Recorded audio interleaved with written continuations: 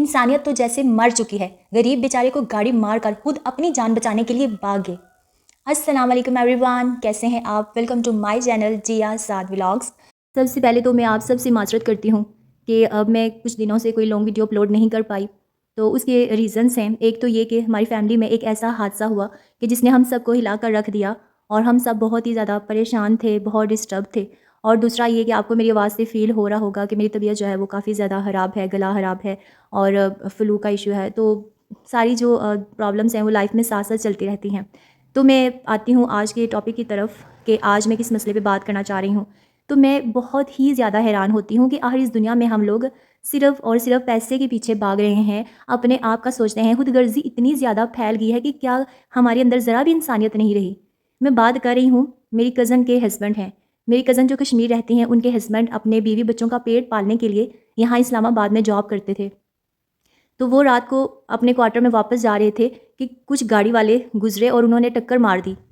चोट सीधी जाके उनके सर पे लगी और वो बेचारे उसी टाइम नीचे गिरे। उनका सर जो है वो बुरी तरह से इंजर हो गया, तकरीबन उनका सारा सर जो है वो फट गया।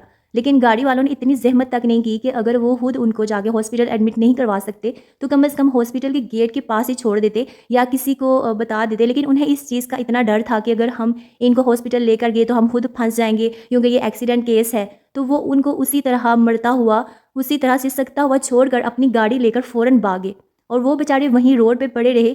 किसी ने भी जाके उन्हें नहीं उठाया।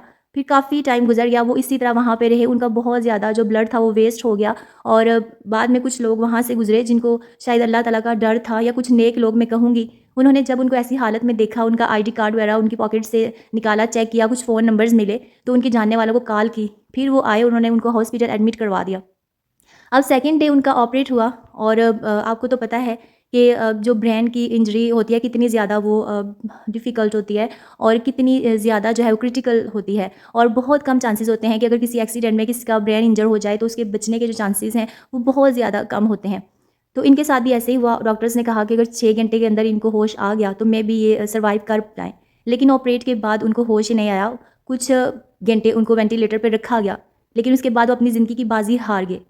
तो बहुत ही ज़्यादा इस चीज़ का अफ़सोस हुआ और उनके मैं आपको बताऊँ फाइनेंशियली जो उनकी कंडीशन है उनके घर की, पहले ही वो इतनी अच्छी नहीं थी बेचारे। इसी वजह से वो यहाँ पे जॉब करने के लिए आए थे, क्योंकि कश्मीर में कोई अच्छी अपॉर्चुनिटी नहीं थी उनके लिए। तो वो इतना परदेस काट रहे थे अपने बीवी बच्चों से दूर रहकर। और आप खुद इमेजिन करें कि एक बीवी और बच्चे जब अपने हस्बैंड के बगैर या अपने बाप के बगैर रहते हैं और अचानक से उन्हें पता चले कि वो उनका बाप जो कुछ मन से उनसे दूर है वो इस दुनिया में नहीं रहा और वो भी किसी ने उसको इतनी बुरी तरह से जो है मौत की वादी में उतार दिया या मौत के मुंह में धकेल दिया। तो उस बीवी पे, उस बच्चे, उन बच्चों पे और उसके माँ बाप पे क्या गुजरेगी कि जब अचानक से उन्हें पता चले कि उनका बेटा जो है वो इतनी बुरी तरह से ज़ख्मी हुआ और लोग उसको ऐसे छोड़ के चले गए और किसी ने भी उसको टाइम पे हॉस्पिटल नहीं उसको लेकर गया। तो कितना पेनफुल ये मोमेंट होगा और कितनी ही दर्दनाक ये चीज़ है। यही कहना चाहती हूँ कि प्लीज़ आप ऐसी चीज़ों से बचें। आप रोड पे गाड़ी लेके जा रहे हैं तो उसको स्लो ड्राइव करें, इतनी स्पीड में ना लेकर जाएं कि आपकी गाड़ी के आगे जो भी चीज़ आती है आप उसको ठोकर उसकी ज़िंदगी को बर्बाद कर दें। और दूसरी बात कि अगर आपसे लापरवाही में ऐसा काम हो भी जाता है तो आपकी गाड़ी के आगे जो भी इंसान, जो भी जानवर, कोई भी चीज़ आई है आप उसको तो देखें। अगर वो कोई इंसान है तो आप उसे टाइम पे हॉस्पिटल लेके जाएं। अब अगर आपसे गलती हो गई है, एक गलती तो आपने की कि आपने उसको गाड़ी मार दी, दूसरी गलती आप तब करते हैं जब आप उसको मौत के मुंह में छोड़ के खुद अपनी जान बचाने के लिए भाग जाते हैं। क्या कभी आपका ज़मीर आपको इस चीज़ के लिए मलामत नहीं करेगा? चलिए ठीक है, माना कि आप अगर उसको हॉस्पिटल टाइम पे भी लेके जाएं तो अगर वो ना बचता तो ज़िंदगी और मौत तो अल्लाह के हाथ में है ना। लेकिन आपके अंदर ये गिल्ट तो बाकी ना रहता कि हमने उसे बचाने की कोशिश नहीं की। तो प्लीज़ अगर ऐसा कोई हादसा होता है पहले तो कोशिश करें कि ना हो। तो कहते हैं ना कि देर से पहुंचना ज़्यादा बेहतर है इस चीज़ से कि आप कभी भी ना पहुंचें। तो एहतियात से ड्राइव करें और अगर हादसा होता है तो प्लीज़ किसी इंसान को इस तरह से छोड़ के ना भागें।